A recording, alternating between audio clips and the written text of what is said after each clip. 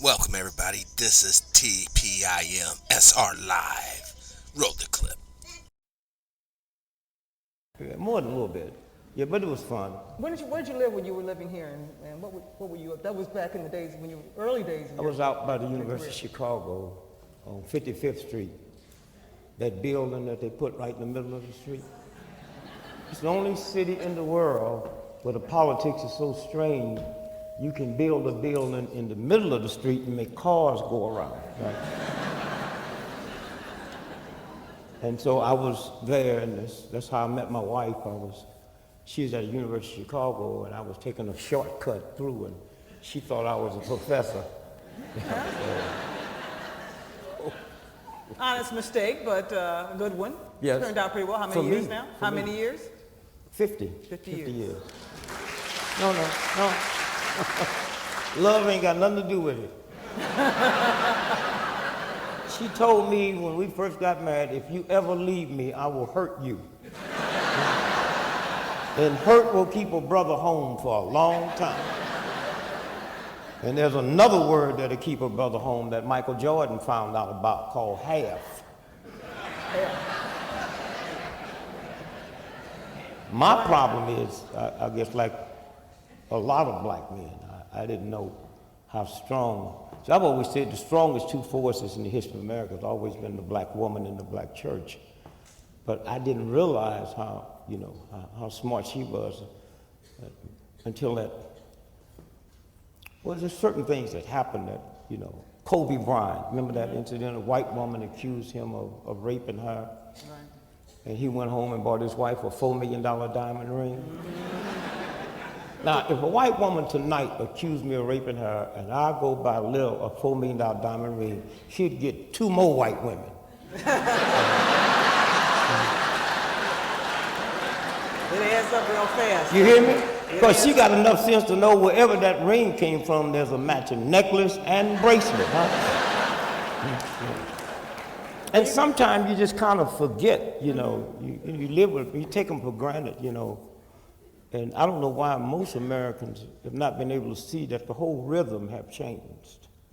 But y'all be playing games and talk about the young folks this and talk about young folks that. I was at a conference the other day and they talking about the young boys with their pants hanging down. But if that was women with your pants there, we would love it.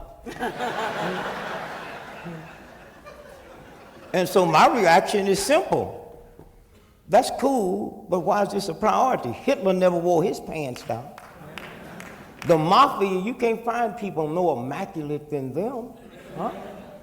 The priests that got busted for ripping off little boys for 100 years, they never wore their pants down.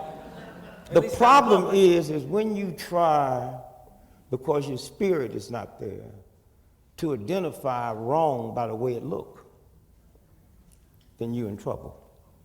Instead of saying, wait, I don't qualify to analyze this, but let's see if we can find somebody. If you ever bit your tongue, you know how bad that hurts. Huh?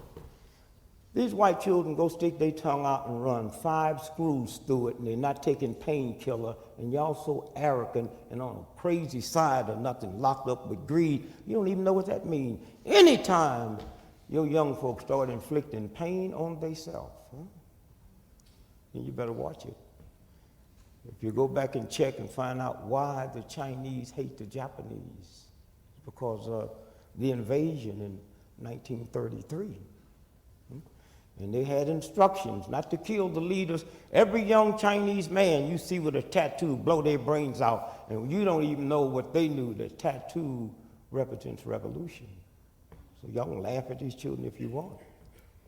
And think they're crazy, and anyway, that's up. Good advice. Good advice. You mentioned politics and that big building on the south side. Yes. And there's another big building downtown that back in the day when you were doing your protesting stuff, you called a snake pit. You remember that? You called City Hall a snake pit, and you called the gentleman who was running at the time a snake. You remember who that was? Why you tell me I can't bring no gun here, and then you start bringing up all that stuff? You said it. What, you trying to get a story for tomorrow's paper? I write for the Sun-Times, remember? Yes. Okay. So, but Richard All J. right. Daley, you Yes. ran against Richard J. Daley. You ran against him. You marched outside of his house. I ran against him, and I couldn't understand why he was so upset. I had white cops that didn't even like me was coming to tell me, said, you know, you can die for what you're doing. I didn't really. And what they were talking about was, this man was probably, you'd have to go back to the early days of the Roman Empire to find someone that was his most powerful. There was more powerful. Yeah. His embarrassment was that I was running as a write-in candidate. And what they was worried about was Hyde Park, Kenwood. Educated group, money group, and they know how to write in. Mm-hmm. And that's what his embarrassment was. Mm-hmm. How did you do in that race? I did well. If I'd have won, I'd have asked for a recount. You know. Something's got to be wrong with this picture. Somewhere, you know. It's just like when they found Richard Nixon's hate list. And the AP called me, Mr. Gregory, we got a hate list of Dick Nixon, and you number 3. Can we get a comment from you? I said, tell him I accept before he changes his mind, you know. You know. But those were fun days. I learned a lot here. You know, I come out of St. Louis. Mm-hmm. You go to St. Louis. You ever go? Oh yeah, I was just there the other day. I was on campus, on your campus at SIU, Yeah. Carbondale, where you went to school. Yeah. Well, anytime you go through St. Louis, sit your watch back 3 hours. It's slow down there, huh? Slow. So you also and white folks and black folks are different. When the economy got bad and white folks decided that you couldn't keep those 3 or 4 dogs, you called the animal shelter. And they picked them up. That's why animal shelters are full. And their budget is gone. Mm-hmm. My black cousin, he don't know nothing about no animal shelter.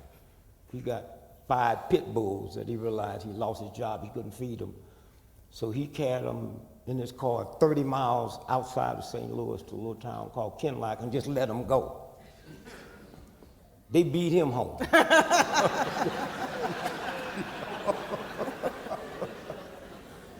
So you also ran for president. Ran for long president. before a certain gentleman who now occupies the White House. Matter of fact, until he ran, I was the only African American to run for president. Wait, look. Did y'all come to hear me? I come to hear you. Shirley Chisholm. Was a woman. Shirley Chisholm. Al Sharpton. And all the others. Carol Moseley Braun, Jesse They Jackson. ran in the primary. I ran on a write-in candidate, and had Obama not won the primary, then up until this day, I would still be the only black in the history of America to run for president of the United States. That's why you got to be careful with perception. Now, had I been, you know, I never realized how lucky white folks are, you know.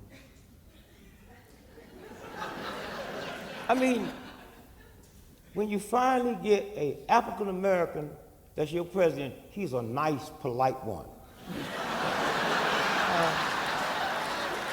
Went to Harvard. Oh, head of his class. See, what y'all really needed was a brother like me.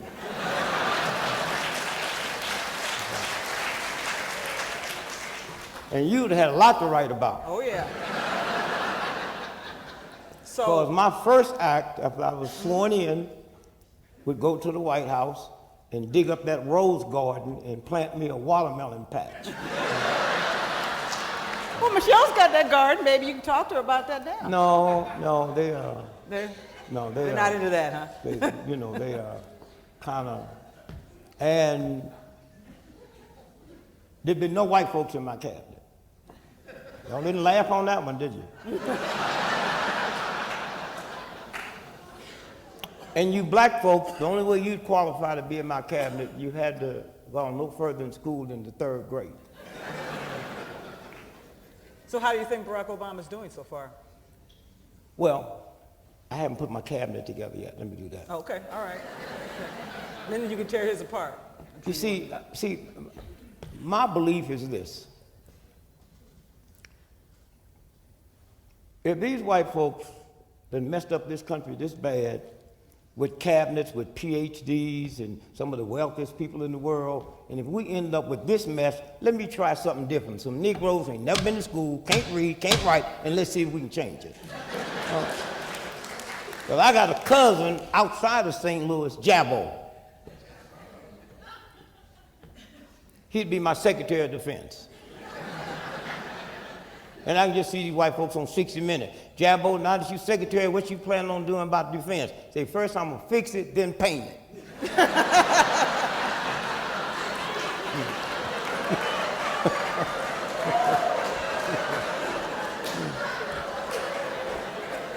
Now, what did you ask me? I asked you, how's Obama doing? And I want to, this is what we really want to. I wanted to really talk to you about tonight is race. And yeah, race but first you asked the question. I asked you about Obama. He's the first. I couldn't rate him. He's the first. First, he's an illegitimate president. Okay. Okay. Tell us about that. Well, Bush scared white folks so bad, they forgot they weren't supposed to vote for a Negro. So he slid in there. And they was nice, and they was humble, and they was polite, but now they're not scared no more. Now he's catching hell. Mm-hmm. Where you been? How come you took the plane to go? That kind of thing. They suddenly remembered he's black. But the whole bit is, I wouldn't try to grade him. I'd give him incomplete because when he came in, the house was on fire. Amen. Mm-hmm. Yeah. And there's certain things that he have to do. Okay, if you like the banks or not, Jesse James didn't like banks. But the perception of banks around the world, if you didn't walk in and say that, now we can put him in jail later, but you had to, what's your name, brother? Paul.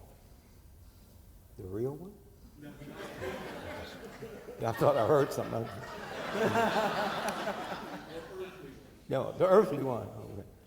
Okay. Paul, if they brought me into the hospital and I've been wounded and bleeding and fractured skull and broken ribs, and while your whole team is working on me, if my heart stops, you got to stop everything and fix this. Well, that's what happened with him when he came in. Huh? He had to fix. And it was so much. That's why I would give him a incomplete. And if I had to grade him, I'd give him an A+. A+. Yeah. So one of the things that a lot of people think that he has helped fix is race relations. No, We're living in this post-racial society now that we have a black president. You can't hate. That's like saying he got to be president and my brain tumor. He's not qualified to fix that. His election didn't do it. No, see, in America, we look for the cheap way out. Okay? He's not qualified. Let me see if I have it here. And this is kind of, well, maybe I didn't bring it. But I have the research out of UCLA, right? And they did a brain scan on black folks and white folks. This man, he reads, and you spend $1,000 a week, right? A week, on yes, on papers. Reads everything. Well, I get $1,000 word. I don't pay them all the time. But you don't. And you're not even on the internet. You're getting it free. See, I don't do none of that computer stuff. I patterned my life after Queen Elizabeth. When she learned how to type, I'm gonna learn how to type.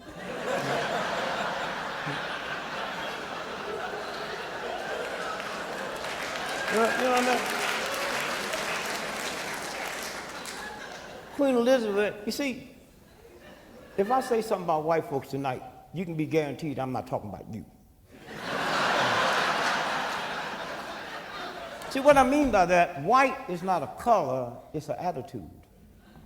And if you don't have trillions of dollars in the bank that you don't need, you can't have the attitude.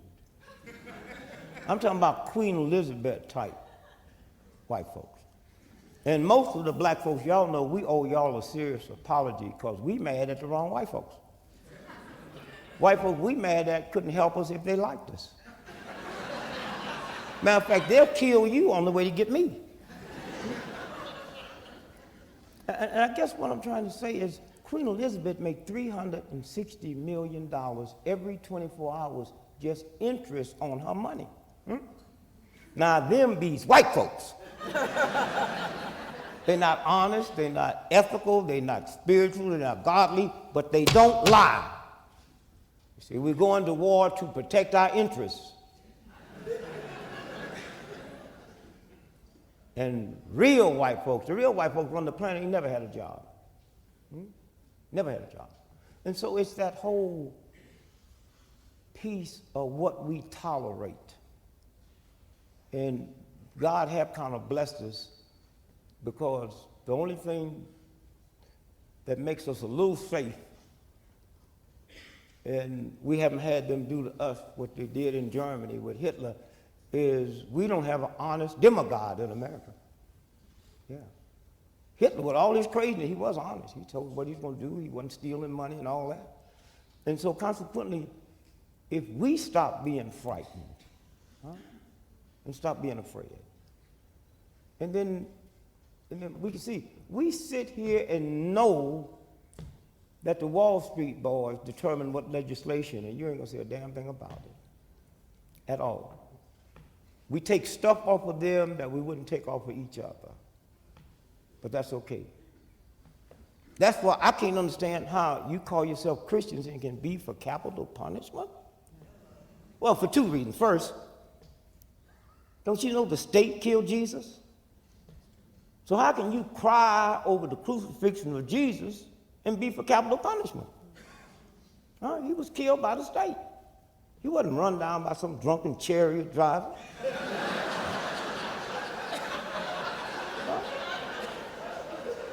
And if Jesus Christ came back, that's why I stopped. That's why I stopped going to my Baptist church on Easter. So I'm so tired of you black folks every Easter. Were you there when they crucified the Lord?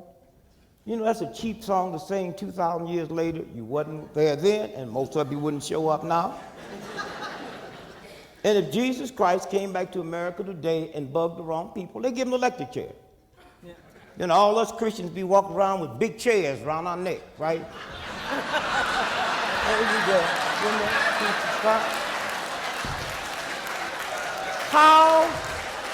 How do you make the sign of the chair?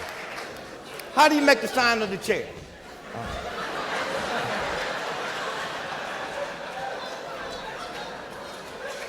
You said once, I think, I saw in my research, you said once that you learned a lot about comedy in the church, I learned everything. Talk about that. Well, first, I'm born in 1932, right? And so there was no TV, just radio. And come out of a ghetto, never been around white folks. And so all the white comedians, they didn't seem funny to me. But, you know, you young folks, you have to understand where you are today. I mean, I'm born in 1932. We were so dumb, we used to listen to tap dancers on the radio.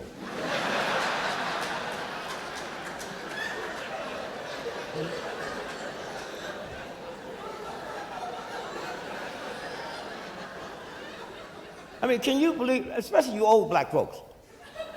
Hey, old black folks now, I don't know what's wrong with these young'uns. When we was their age, we didn't have to lock no doors. You didn't have nothing. I'm so poor and hungry and ragged when I was a child, the best day we had in our house was Halloween. That's the day you could wear your natural clothes. And everybody thought you was dressed for the occasion. Woo, look at Richard, got on shoes, look just like feet. So the church, we were talking about the church. Well, we didn't have nightclubs in St. Louis. And the ones we had was blues and jazz. So there were no comedies.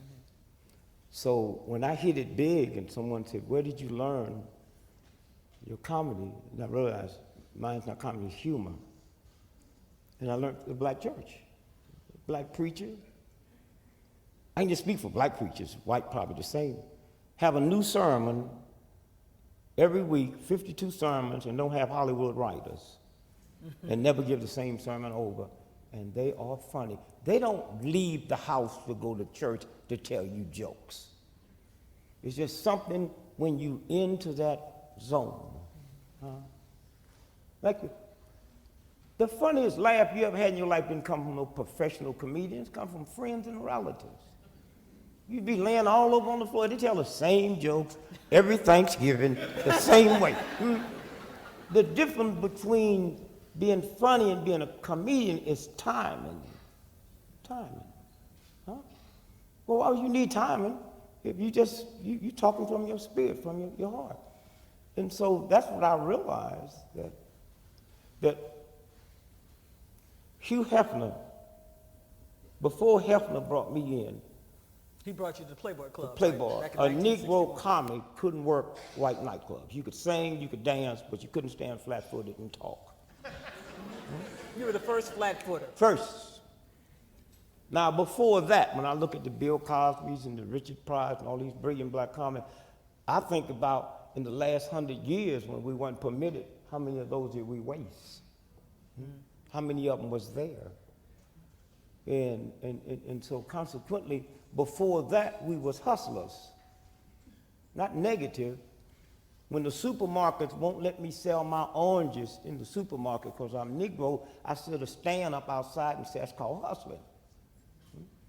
And then Hefner came through and said, bring your oranges in. Here.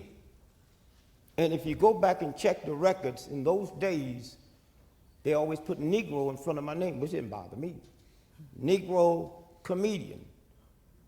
Then when Bill Cosby came through, you see, because as long as you couldn't work a white nightclub and you was reduced down to hustling, funny, brilliant. And then when that door opened and we were able to work white clubs, then that changed from hustling to an art form. An art form. And what makes Bill Cosby so genius is the same thing that made Michelangelo, all the great artists, because he paint pictures with his voice, and you see it. There was no need for that before. And so consequently, the door is open now. White women, black women, Asian women, that one knockdown created what you see now.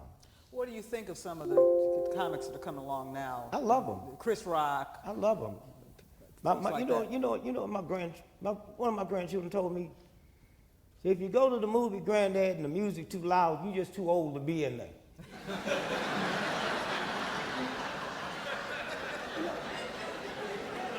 Because, I have 10 children and 12 grandchildren, and I listen to them, and then I realize how dumb we were. I mean, February the 2nd is Groundhog Day. What's a groundhog? I go all over the world, been in every restaurant you can go to. I've never seen a groundhog on the menu. And if you don't eat it, it don't exist. But listen what they tell us. On February the 2nd, if the groundhog sees his shadow, you know the story, right? 6 more weeks of winter. Huh? Now, spring is March 21st. And when you get home, get your calendar and count from February the 2nd to March 21st. That is 6 weeks. Groundhog ain't got a damn thing to do with it.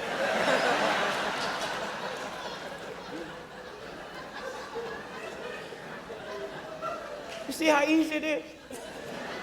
For instance, have you white folks ever asked what is black on black crime? Huh? You ask a black person, what's black on black crime? Well, we tired of black folks killing black folks. And that don't bother you white folks? We tired of black folks killing white folks. Now, they didn't say they tired of black folks killing. They said they tired of them killing black folks. Then who'd be left? And if we all went to China tonight, who you think's killing Chinese in China tonight? If we go to Italy tomorrow, who you think's killing Italians in Italy? And if 98% of all white folks that was murdered in America last year was murdered by white folks, if y'all ain't talking about white on white crime, how y'all trick us to talk about black on black crime? You kill where you live.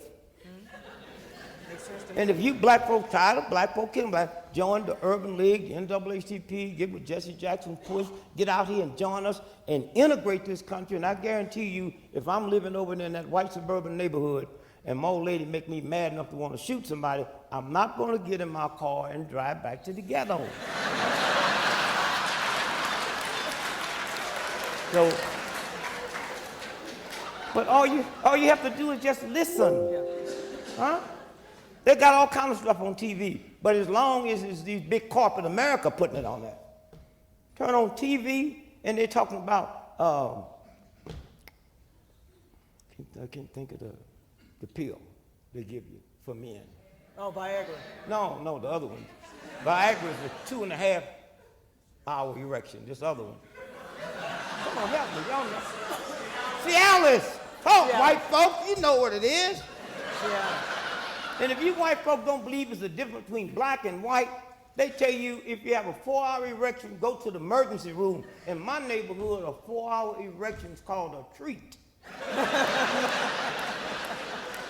You go to the damn drugstore and tip the pharmacy. Speaking of... And they say erection right in front of your children. So my grandson, 4 years old, walked up to me and said, "Granddad, what's an erection?" I said, "Go ask your grandmother." That's why I said, y'all got to be careful about these sisters. He came back smiling. I said, "Well, what did she say?" She told me that she'll tell me later, but for me to tell you, she haven't seen one of them things around the house in years.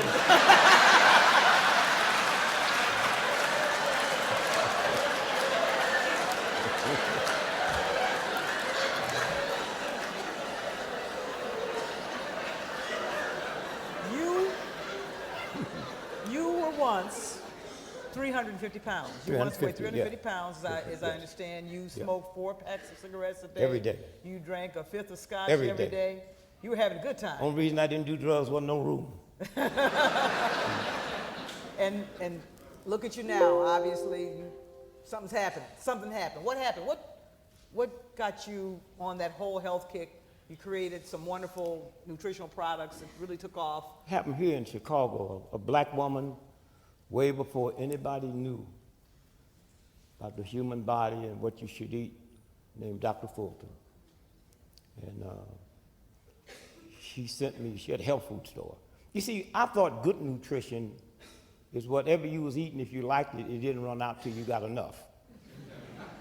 And I thought bad nutrition is if it ran out before you got enough, that was bad nutrition.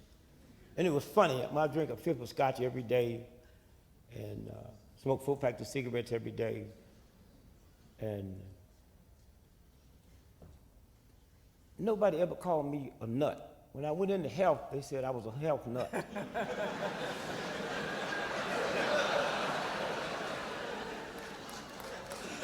And I came up just like everybody else.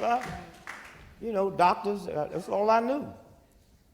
This 98-year-old woman went to see the doctor. She said, "Doctor, my right knee hurt." He said, "How old are you?" She said, 98. He said, "That's why your right knee hurt." She said, "Doc, my left knee is 98 and it don't hurt." And it was that, and then trying things and seeing it and then feeling good. I mean, I didn't come out of no health family. And then one day, I realized I hadn't been sick. And then I went on a fast to protest the war in Vietnam. And I used to drink so much whiskey that I'd wake up in the morning and I couldn't move, the pain in my stomach, and I just have to run give me a cold Pepsi Cola or something, or crawl across the floor. And then after about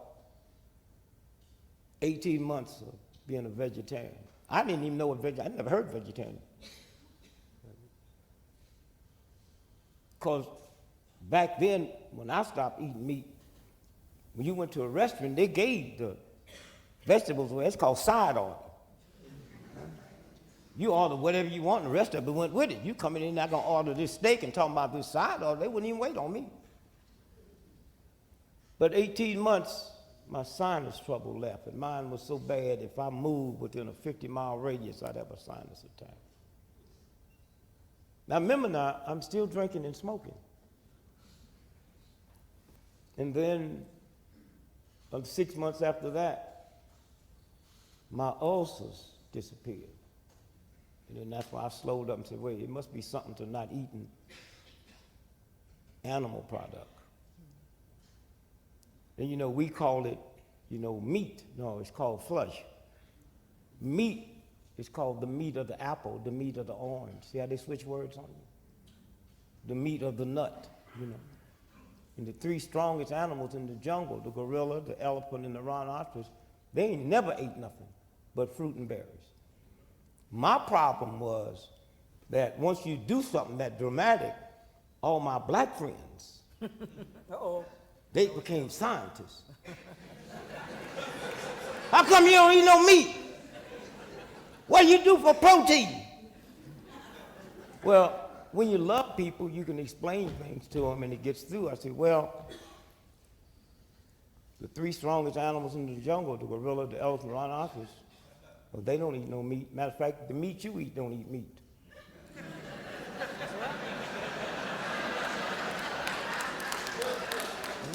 See how simple it is? And matter of fact, protein, there's a lot of protein in a steak, but cows don't eat steak. See how you have to do it?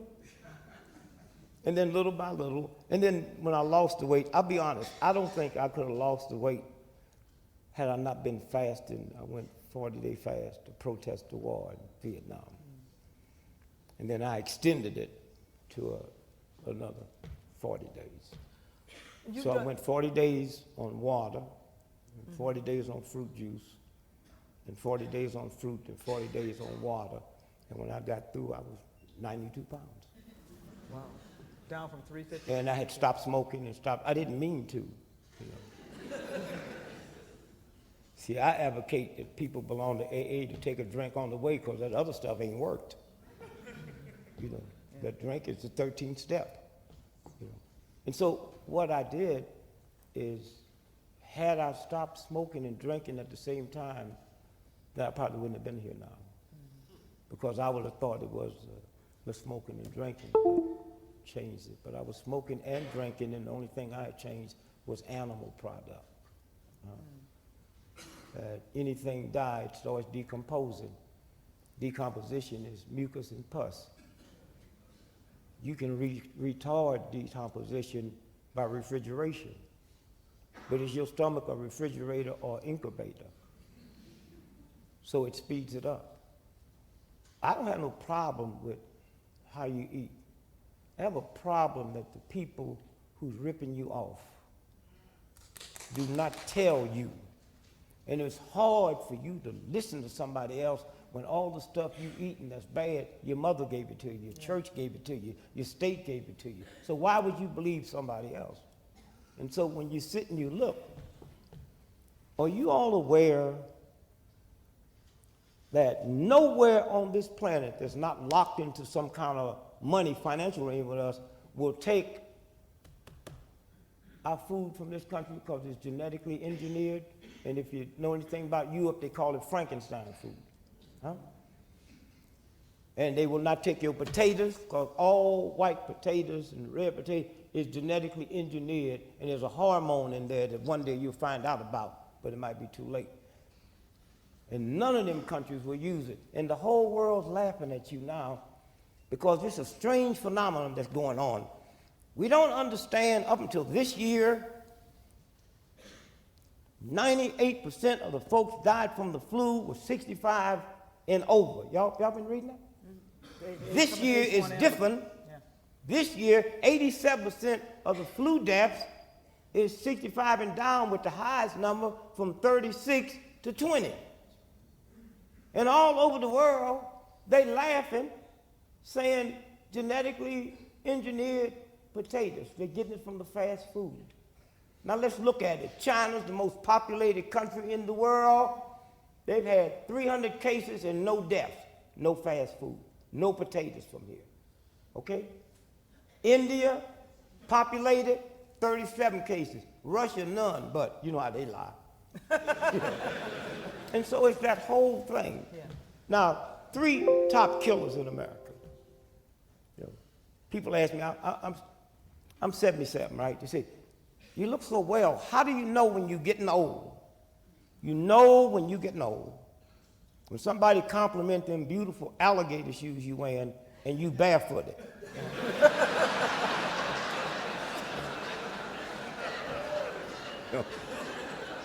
You also know when you're getting old when you go in a restaurant and order a 3-minute egg and they make you pay in advance. The number 1 cause of death in America is sleep deprivation.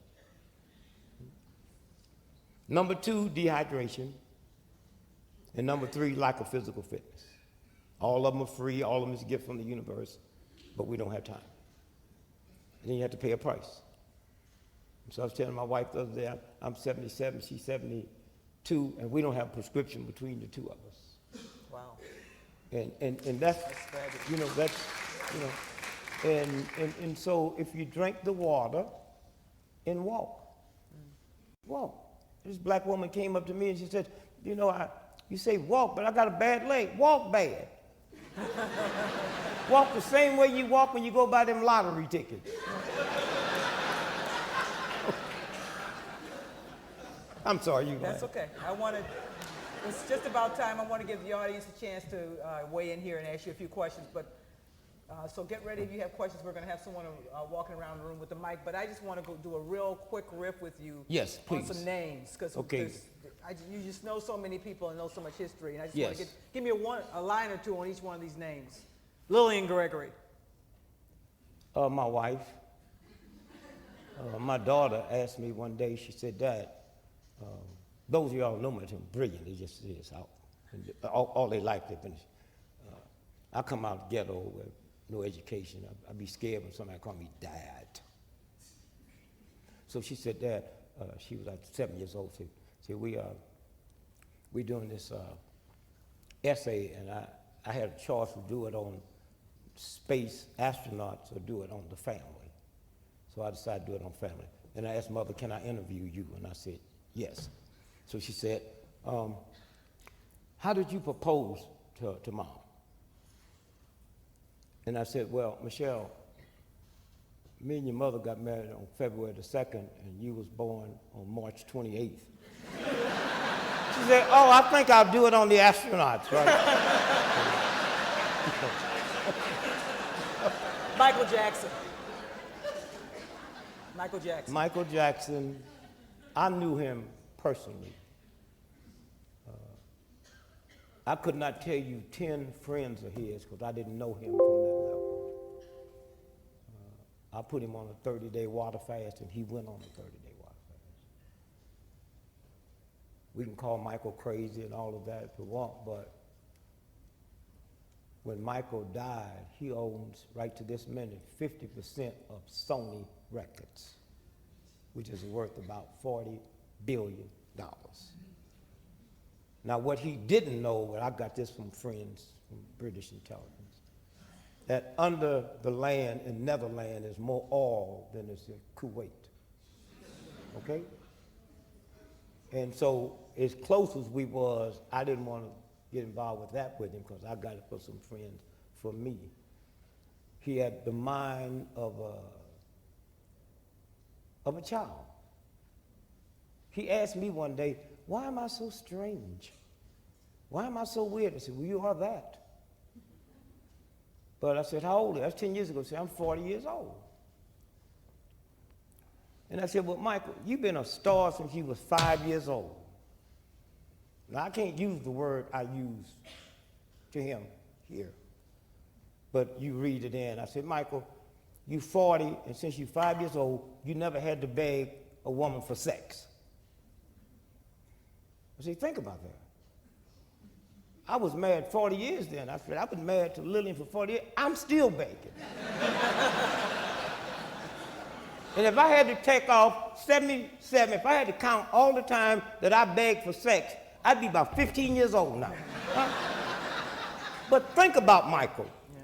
Think about never walking to school in the wintertime or in the summertime when it's hot, or being pressed for homework, or sitting in class nervous, wondering if you passing that. There's private tutors. There ain't no private tutor gonna mess around when they know their job depends on that.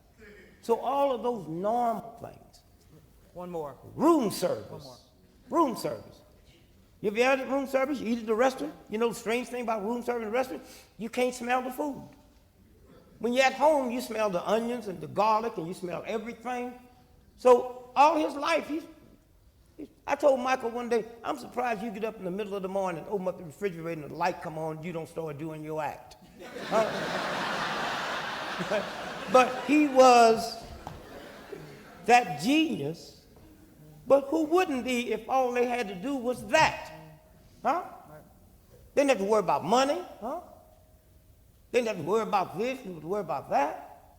You know, and you ladies, you see, I don't know what pressure that put on us men.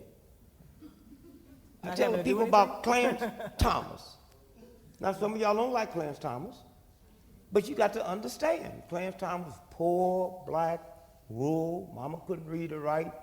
He had nappy hair, thick jaws, wide nose, big. He looked real Negroic. And you black women wouldn't go to the prom with him. So he married him a white woman and hate us all. So I teach my granddaughters, just go to the prom with him. Do we have a question? Yes. Yes, thank you. Wait, she got to bring the mic down to me. It's being recorded. Okay. Thank you for being here. You mentioned that when you were hired by Hugh Hefner at the Playboy Yes. Club that he listed you as a Negro comedian. Well, Yes. Chicago Humanities Festival listed you as an African American comedian in the bios. What's the difference? Between African and African? American and Negro. Well, what is a Negro? That's the first thing. It's not something that I named me. And I don't understand why you black folks are upset over the word nigger. You can never be a nigger. You named your autobiography.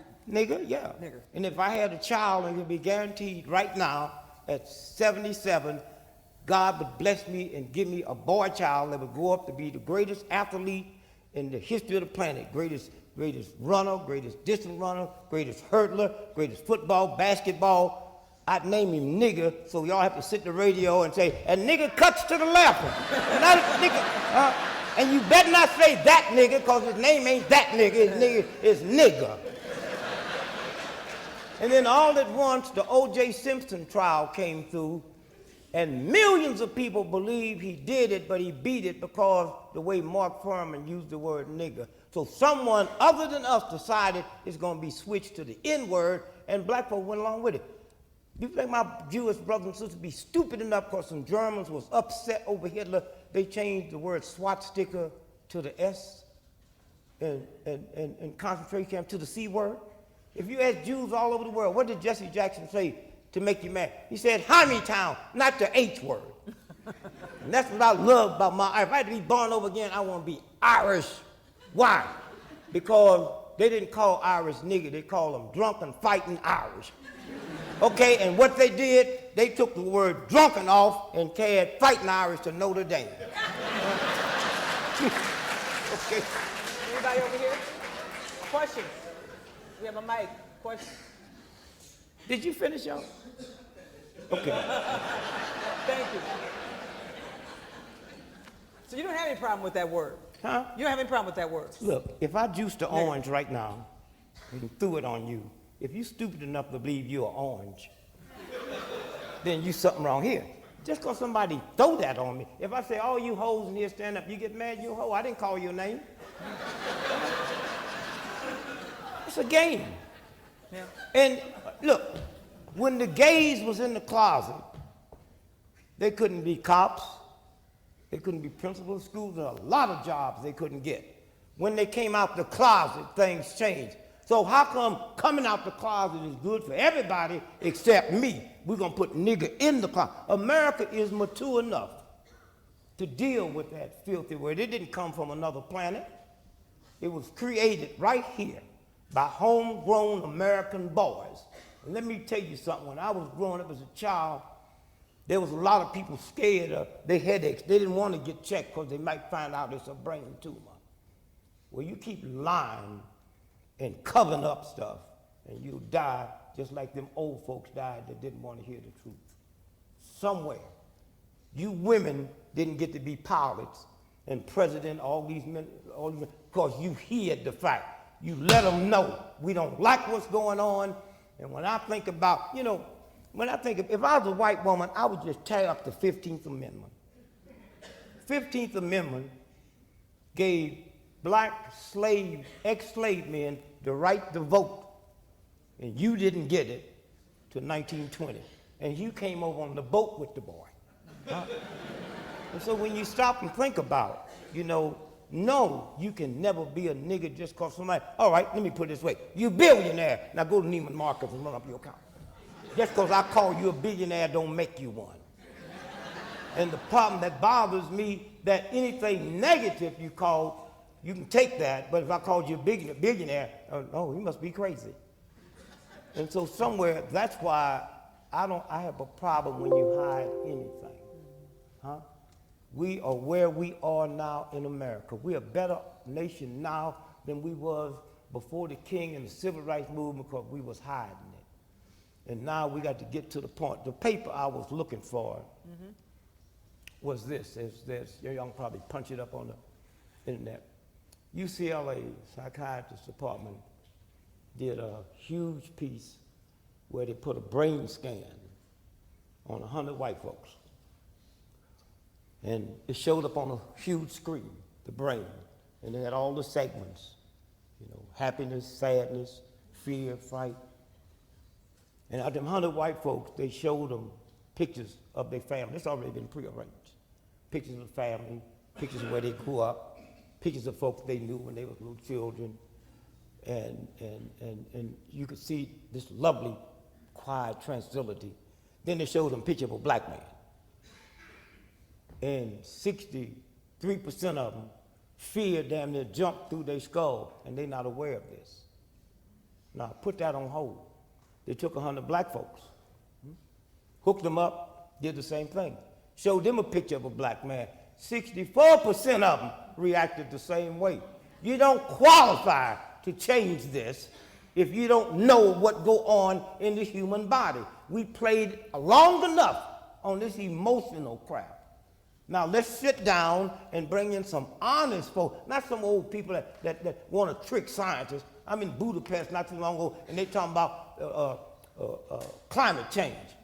And all these brilliant people standing up and they saying, well, this scientist said it's not, this scientist said not. So I just got down in my ghetto drag. I said, well, I don't know nothing about, climate change. All I know is this. I know that there's glaciers, been there for millions of years, they melting. Case over, But a lot of y'all feel like you got to be smart and all that kind of stuff. You black folks, some white folks want to find out what was in my head. They read all my stuff. So they bring me over, $40,000. They just want to hear. Mr. Gregory, what's some of the pressing things you have on your mind today? Now I'm going to tell them, right? I said, well, I'm trying to find out what happened to albinos after high school. You know what I mean? Every high school got albinos, then they disappear. I don't know where they go. An albino ain't never raped a woman. They'd be easy to find. I've been in the military, no albinos, huh? I work the audience like this all the time, no albinos. I'm on the plane every day, no albinos. What happened to albinos after high school? They couldn't handle it. Then say, well, what's the next thing that's bothering you? I say, I'm 76 years old, and I've never seen a baby pigeon.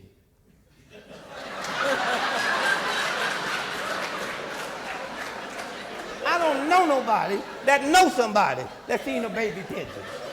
And when you see pigeons, they're always sitting up on electric wires. Where did they sit before there was electric? We have time for 2 more questions. Questions, okay. Recently in the news, there was a judge in the Deep South who refused to marry interracial couples Yes. on the excuse that their children, like Tiger Woods, would have major problems. If he were here in the audience today, what would you like to say to him? To them, to who? No, what do you mean? No, say that again. What would you say to the judge? To the judge? Eventually he resigned. He resigned, yeah. Yes. He didn't resign. But if he were here right now. He embarrassed the whole state and the whole nation. Huh? You know, there's a whole lots of things that embarrass us, like we at war.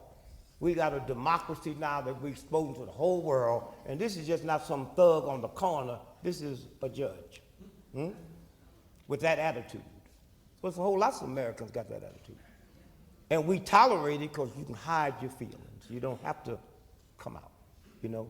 The dumber you are, you know, it's like, why do you think they put all these swastikas on Jewish temples? Because that dumb white boy, he can't recognize a Jew. He see him coming out here, just another white dude, huh? But that's his church over there. He put swastikas and all that stuff on. But once you flush it out, he's not the only one. Suppose he would have gone on and married him, he still felt that way to keep his job. That's why we got to work and flush this whole thing out. But let me tell you the sad part. It's a weak clap.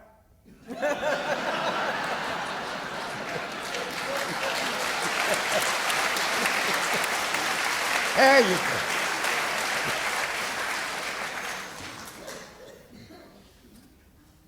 I want y'all to hear this good. Most black folk, sometimes we make mistakes, can recognize a racist white the same way you can recognize my blackness. We act like we don't. When I'm with white folks, when I was growing up, I hear them say them effing Jews, or if you feel that way about somebody that white, I know how you feel about me. When all at once, when you refer to my sister as gal. So there's little things. But I say this to say this, that I believe that there would come a day I could walk through an airport and they could have a camera that could protect a bottle of water in my bag that I didn't know was there. When I was a little boy, people didn't know nothing about brain tumors. They thought it was migraine headaches. They hadn't invented the machines to go in there and see the tumor, then test it to see if it was malignant. And when I was a little boy, when they gave you brain surgery, they took a saw and cut your skull over. Now they go up through your nose. Huh? That's how fast it's going. So DNA didn't just get invented. When we discovered it, DNA been here since day one. But look at all the people that died and been to jail wrong because the invention went. Now hear me good. There will come a day that they can run a test. Right now, when you get out the car and they test you for driving drunk or drunk, you think they need the blood? They got a flashlight they can shine over there and pick up your alcohol level. Okay? There will come a day when these brilliant scientists, not born now, will be able to test you and tell if you're racist or sexist, if you hate Jews, if you hate black folks. Why? To save their companies from lawsuits. Huh? All right? Okay? It's all about the money. And just like 100 years ago, most folks didn't know what cancer was, didn't know what a heart attack was. They existed. And so we're going to be into a whole new world now because this thing has become global. And that's why hate when you go outside this country and you hear them talking about the ugly Americans, they ain't talking about black folks, and they should, because some of us are just as ugly as you. And our behavior. All of that is going to have to change. That's how Obama have changed things around the world. That's why we had 15 minutes to try to get stuff right. And when he went to that first G8 meeting in London, and if you've been following the G8 meetings and the G20 meetings all over the world for the last 20 years, white children have showed up, and whoever's the president, they burn him in effigy. You've always seen it, except in London when Obama was sworn in, and 2 weeks later he went to London. They didn't hang him because they sensitive to how many black folks been lynched. Now how can foreigners be this sensitive, but we can't at home? And you dropping it, huh? And y'all talking about, the stimulus package and the medical bill, we leaving this for their children. You ain't left nothing for your children that they're gonna have to pay for, like a racist attitude and a new world that ain't gonna tolerate it and can test you to see if it's there. Amen. That's what's Do we have time for one more? So one last quick question. I'm freezing. In the South, there was a young lady who went to Walmart. When she walked in the door, she put her daughter in line. She went and got her belongings, which I do that too. And when she got there, back in line, they arrested her for cutting the line, and they're now trying to give her 15 years for cutting the line in Walmart. Listen, the case is real. What city was that in? I can't think of the city, but they've been asking for, this has been going on for 2 years, I found out, and they've been asking for the closed caption of what actually went on in Walmart, and nobody, the district attorney will not supply it. At first they wanted to do a plea bargain with her, and she refused to do it, and so that's when they decided they were going to give her 15 years for cutting the line. Let me say this, and normally I wouldn't use this as an example, but some of you all in here know about this sheriff in that little town in Texas that put hundreds of black men in jail by framing them with drugs.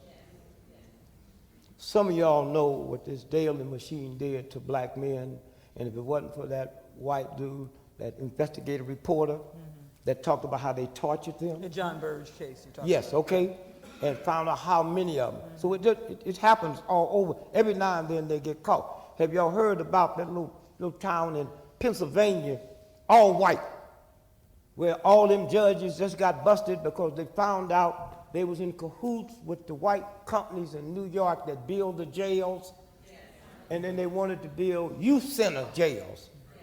And all these this one white girl said, well, I had 5 months. I said, how long you been here? Said, I've been here 5 years. And so if they do that to white, what are they going to do to us? You must remember one thing that I never learned until I went south in the civil rights movement. In the South, they don't care how close you get as long as you don't get too big. That was proved by slavery. I'm living on the same piece of land he lived on. He called his a whole called mine plantation. I was living in the shack, he was living in the big house. We was living together. Up north, they don't care how big I get as long as I don't get too close. Okay, same. Huh? Now, let me show you how it works. I couldn't understand in the civil rights movement why them white folks was blowing up churches, killing black folks and white folks in the stroll, killing 2 civil rights workers, 2 white and 1 black. And I realized why. They lived close enough to me in the South to say, if you give them niggas the right to vote, they'll be in the White House. They was right. They was right. Huh? And y'all can sit here with all your little cuteness, but imagine if I waved a magic wand and all you black and white folks in here become dirt poor white folks with no education, can't read, can't write, living in the poor of the land. And up until Obama, you could always say, well, at least I ain't no nigger. You can't say that no more. Imagine what they're going through. And we just came out of New York looking at some research, and for the first time in the history, first time this year, that 50% of all women that was killed by their husbands or boyfriends. This is, see, you got the economy thing, plus you got this projection thing, and then all at once. If y'all would just do me a favor, go to the store this week and go to the dog food section and buy a can of Alpo. Just don't look at it, buy it so you can show your friends. They taking the dog off Alpo because more human beings, particularly white folks, is eating more dog food than dogs. Huh? Now, the pride, I don't want to talk about it. I want to go through, so this whole mix, and I'm telling y'all, if this thing don't change, I mean, we got one set of rules, huh, for black folks, another set of rules for white folks, another set of rules for women. When I looked at Jeremiah Wright, when they were saying, well, how come you didn't leave the church? And the boy, like I said, he's just kind and nice, because he asked me that. I would have said, well, I didn't see no Catholic priests and nuns leaving the church when the priest got caught.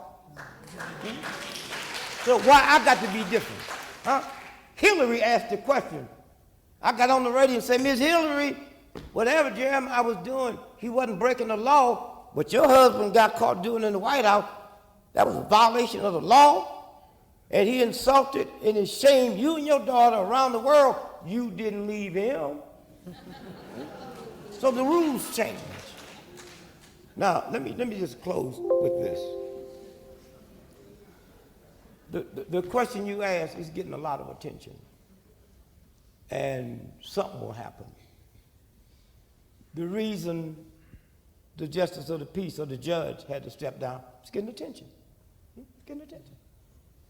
Whole lots of stuff happened that we don't know about. The three people, that's the cause of slavery ending in the Civil War before Lincoln was one. I don't know why I can't think of his name. Brilliant. Come on. I was just at his award for Bill Cosby. Huh? Mark Twain. Mark Twain. Y'all don't know who Mark Twain is. Mark Twain was born on Halley's Comet. It comes every 75 years. 75 years later, he died on Halley's Comet. What did he do? He wrote these books, and unbeknown to most folks, he was the first writer that refused to write with that old English style. Huh? He wrote Southern, Midwestern America. And when he wrote Huck Finn, Nigger Jim, if you don't understand his intelligence and where he was coming from, you see, before he said Nigger Jim, all black folks was nigger. Come here, nigger. And when that white boy said nigger, all y'all looked. Because nigger didn't have a name. I was Kachipi's nigger. And then Mark Twain came through for the first time in the history of America and gave nigger a name. This nigger is named Jim. Huh? It's the first time that ever happened. And if you go back and read Huck Finn, you notice when they're sitting on the riverbank fishing, it's the first conversation of a black and a white as human beings. He wasn't talking to him like you own me, and he wasn't putting the worms on his fish hook. And when the white boy caught the fish, he didn't debone it. They was two human beings. Now, number two, Harriet Beecher Stowe. See, we forget that 94% of white folks in America never owned slaves. So they didn't know what slaves went through until she wrote Uncle Tom's Cabin, and them white folk got to read what Uncle Tom went through, and the atmosphere changed. Okay, so you got a black man that has a name for the first time, then she comes around and tell you who didn't know. And then when you go way back down before that, John Brown. Y'all talk about heroes if you want. John Brown. John Brown. See, I didn't know Harper's Ferry. The raid took place on October the 16th, 150 years ago, this 16th October. 18 months before the Civil War. John Brown was a preacher.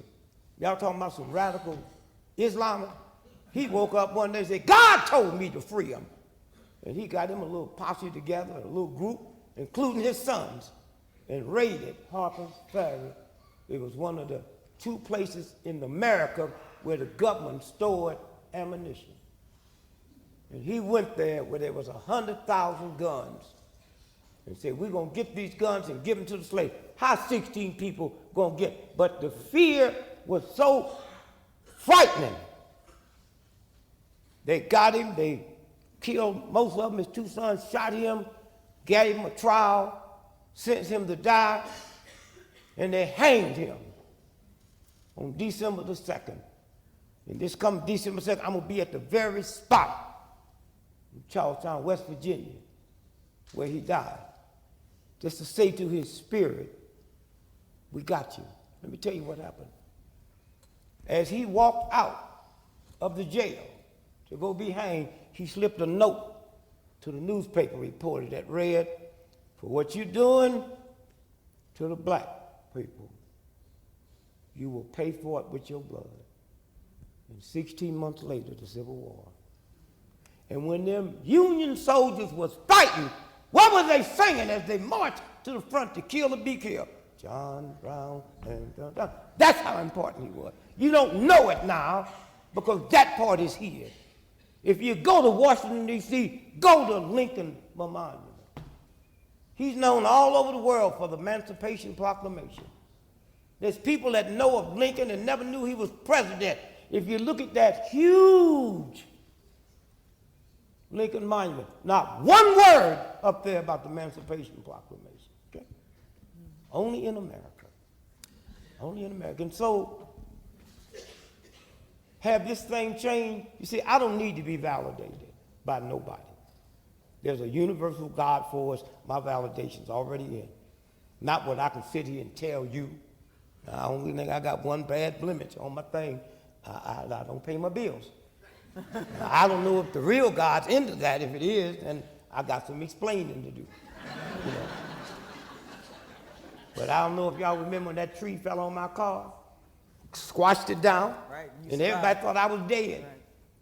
And I got out the hospital that night. They ran all the checks, and the press was there with a huge picture of the car. And they said, Mr. Gregory, how do you explain that you're not dead? Well, you thought I was going to do what most Negroes do, which ain't nothing wrong. Jesus, I didn't say that. I owe white folk too much money.